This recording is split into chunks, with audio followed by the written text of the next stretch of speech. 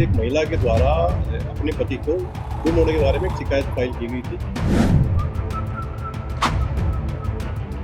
गुमशुदा व्यक्ति था, उसकी अपने कुछ अन्य दोस्तों के साथ मिलकर के हत्या कर दी है। जो मृतक था, उसकी 13 वर्षीय बेटी के द्वारा वो वीडियो देख लिया गया और इसके बारे में अपने पिता को बताया गया। इसी बात का इन दोनों को पता लग गया। जो सोशल मीडिया लोगों को एक दूसरे से जोड़ने और पल पल की जानकारी से अपडेट रखता है, अब उसी सोशल मीडिया से लोग क्राइम की क्लास लेकर लोगों की जिंदगी छीनने का काम कर रही है। जी हाँ, बिल्कुल ठीक सुन रहे हैं आप। दरअसल हम बात कर रही हैं मिलेनियम सिटी गुरुग्राम की, जहां पर एक पत्नी ने YouTube पर वीडियो देखकर पहले तो अपने पति की प्रेमी संग मिलकर हत्या ही नहीं की, बल्कि उसे गड्ढा खोदकर जमीन में दफना दिया। लेकिन कहते हैं ना कि क्राइम करने वाला बेशक कितना भी शातिर क्यों ना हो, कानून के लंबे हाथ एक दिन उसकी गिरबान तक पहुंच ही जाते हैं। गुरुग्राम पुलिस को एक महिला के द्वारा अपने पति को गुम होने के बारे में एक शिकायत फाइल की गई थी। तो लेटर ऑन महिला के द्वारा 2-3 दिन बाद एक अन्य शिकायत पुलिस को दी गई और उसके द्वारा एक व्यक्ति को बाई नेम करवाते हुए एक एफआईआर रजिस्टर कराएगी कि उसके पति के किसी जानकार दोस्त के द्वारा उसके साथ एक रेप की घटना को अंजाम दिया गया है। तो पुलिस के द्वारा दोनों ही मामलों में एफआईआर रजिस्टर कर ली गई थी।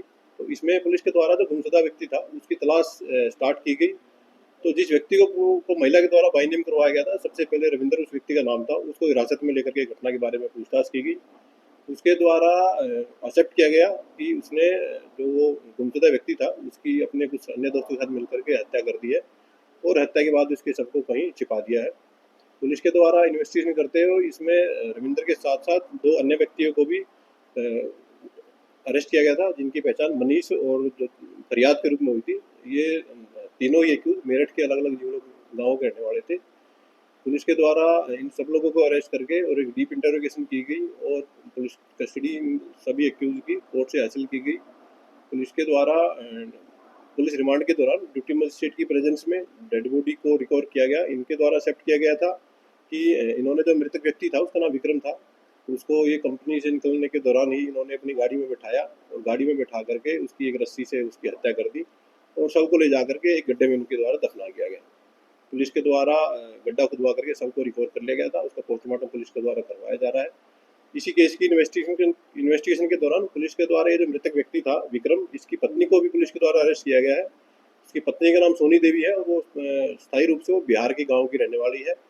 इस मामले में जिस व्यक्ति के द्वारा उस लाश को दफनाने के लिए गड्ढा खोदा गया था उसका नाम शंतरलाल है। करीब 60 वर्षीय ये व्यक्ति है।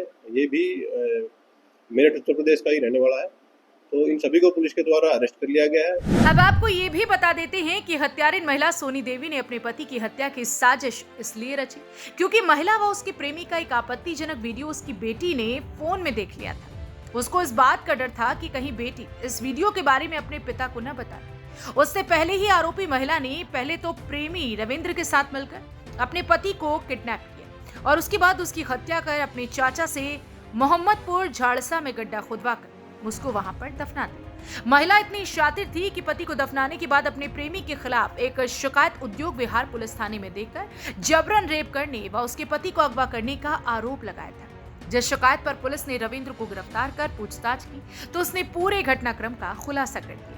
इसके बाद पुलिस ने आरोपी की निशानदेही पर जमीन से शव को उखाड़ते हुए पोस्टमार्टम के लिए शवगृह पहुंचाया। घटनाक्रम में ये खुलासा पुलिस के द्वारा किया गया है कि ये जो सोनी देवी थी, जिसके द्वारा की अपने पति की गुमशुदगी की और एक रेप के एफआईआर से कराई गई थी, इसके तथा जो मेन एक्यूज था रविंदर, इन दोनों के बीच में कुछ इलिसिट रिलेशन थे और इन्हीं मोमेंट्स का इन्होंने एक वीडियो अपने फ़ोन में कैप्चर किया हुआ था।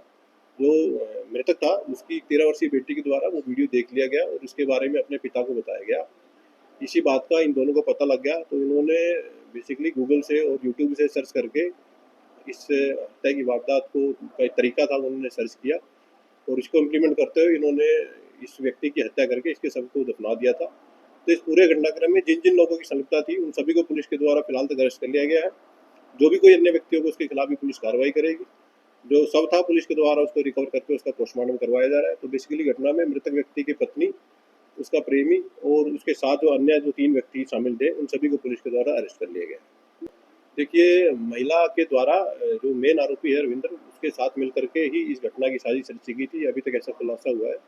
फिर भी जो चारों ही अक्यूज इसमें महिला है उसको कस्टडी भेज दिया गया। बाकी 4 अक्यूज हैं वो अभी फिलहाल पुलिस रिमांड पर है और अब इन्वेस्टिगेशन चल रही है, जैसे जैसे इनफैक्ट इन्वेस्टिगेशन सामने आएगा उसके ऊपर टेबल से कार्रवाई जारी होती है। फिलहाल इस मामले में पुलिस ने पति की हत्यारिन पत्नी सहित 5 लोगों के खिलाफ हत्या सहित विभिन्न आपराधिक धाराओं के तहत मुकदमा दर्ज करने के बाद आरोपियों को अदालत में पेश कर रिमांड पर लिया है ताकि मामले की तह तक जाया जा सके।